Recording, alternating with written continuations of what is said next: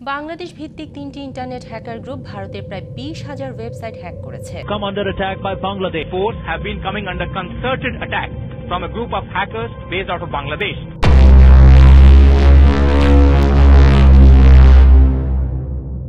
বাংলাদেশ বনাম ভারত, এটা এখনকার সময়ের সবচেয়ে আলোচিত টপিকগুলোর একটি।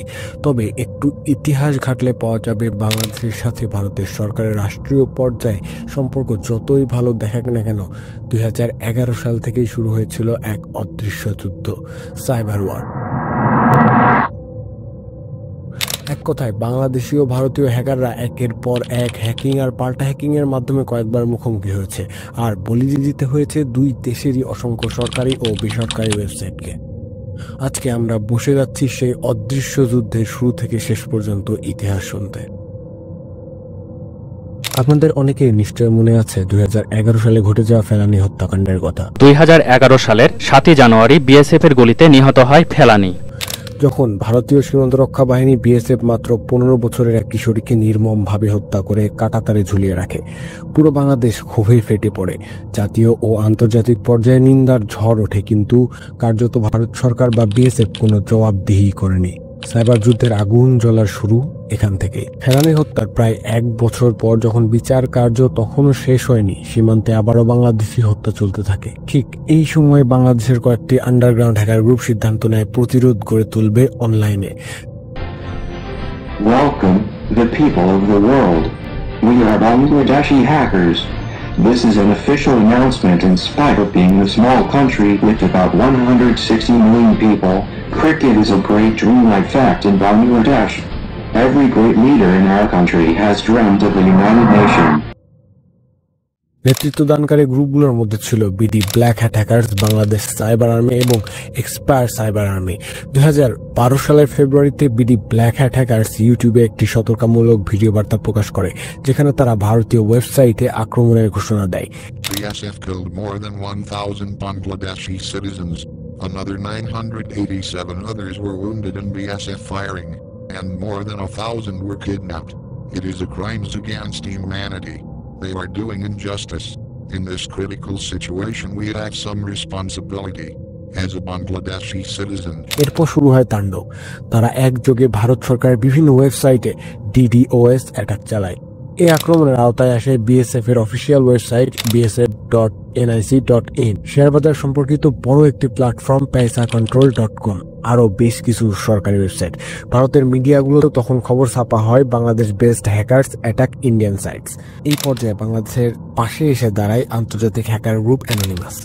এছাড়া পাকিস্তান, ইন্দোনেশিয়া ও সৌদি আরবের কিছু সাইবার কমিউনিটিও বাংলাদেশি হ্যাকারদের সহযোগিতা করে। ভারতীয় পক্ষ থেকে প্রতিশোধ নিতে মাঠে নামে silent hacker group.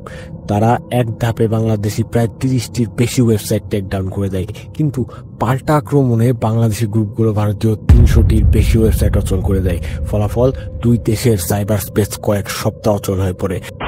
As many as 20,000 Indian websites have come under attack by Bangladesh. The illegal hackers forming groups to invade Indian government websites, including that of the BSF. The Bangladeshi Cyber Army calls itself the Black Hat and celebrated site hacking goal with a message on their website. তারপর কিছুদিন নীরবতা।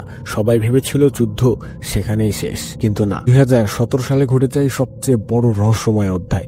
কেটে যায় 5টি বছর, মানুষ প্রায় ভুলেই গিয়েছিল সেই সাইবার যুদ্ধের কথা। কিন্তু 2017 সালে আবারও শুরু হয় সীমান্তে উত্তেজনা, কারণ ভারতীয় বিএসএফ এর শুট টু কিল নীতি। এই নীতি অনুযায়ী সীমান্তে যে কাউকে সন্দেহজনক মনে হলেই গুলি করার অনুমতি ছিল বিএসএফ এর। আর সেই সুযোগে 2017 সাল পর্যন্ত সীমান্তে প্রায় 1000-এর বেশি বাংলাদেশি নাগরিককে হত্যা করা হয়। ভারতীয় সীমান্তরক্ষী বাহিনী বিএসএফ দ্বারা বাংলাদেশি হত্যার ঘটনা নতুন নয়। বড় প্রশ্ন হলো এদের মধ্যে আসল পাচারকারী কতজন ছিল। এর জন্য কোনো জবাবদিহি করা লাগতো না বিএসএফকে। ভারতীয় মিডিয়াও তখন পক্ষপাত দুষ্ট ভূমিকা নেয়, বাংলাদেশি তো নেয়নি। কোনো গ্রুপের নাম আসেনি, কোনো ব্যক্তির নাম আসেনি, কিন্তু ভারতীয় সাইবার জগতে হঠাৎই একের পর এক বড় বড় ওয়েবসাইট ডাউন হতে শুরু করে। কয়েকটি রাজ্য সরকারের ওয়েবসাইট, এয়ার ইন্ডিয়ার শিক্ষা মন্ত্রণালয়ের সার্ভার সাময়িকভাবে বন্ধ হয়ে যায়, অনলাইন সার্ভিসও। ভারতীয় হ্যাকার কমিউনিটি অভিযোগ করে বাংলাদেশ থেকে ঘোস্ট স্কোয়াড হ্যাকার্স বা অ্যানোনিমাস বিডির মতো বড় বড় গ্রুপ আক্রমণে যুক্ত থাকতে পারে। তবে আজও নিশ্চিতভাবে জানা যায়নি কে এই অপারেশনের নেতৃত্ব দিয়েছিল। এ কারণে 2017 সালের সাইবার যুদ্ধকে বলা হয় দ্য ঘোস্ট ওয়ার। 2019 সালের পরবর্তী হামলা 2019 সালেও দুই দেশের মধ্যে আরেকটি সাইবার ওয়ার দেখা যায়। বাংলাদেশি হ্যাকাররা দাবি করে ভারতের উগ্রবাদী রাজনীতি ও সীমান্ত হত্যার প্রতিবাদে তার আক্রমণ চালায়। এ সময় আবারও ভারতীয় একাধিক ব্যাংকিং ও সরকারি ওয়েবসাইট ক্ষতিগ্রস্ত করা হয়। যে সাইবার যুদ্ধ এক দেশের থেকে আরেক দেশের যুদ্ধ আপনারা শুরু করে দিয়েছেন, মানে হাজার হাজার হ্যাকার বলছি। বাংলাদেশ ভারতের সম্পর্ক একদিকে বন্ধুত্বপূর্ণ হলেও সীমান্ত আর সাইবার যুদ্ধ এই সম্পর্ককে বারবার ক্ষতিগ্রস্ত করেছে।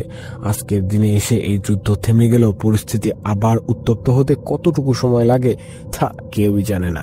তবে একটা বিষয় স্পষ্ট, এই অদৃশ্য সাইবার যুদ্ধ দুই দেশের সম্পর্কের ইতিহাসের এক অস্বস্তিকর অধ্যায় হয়ে থাকবে। This is not just a story of hacking, it's a story of border, blood and digital war.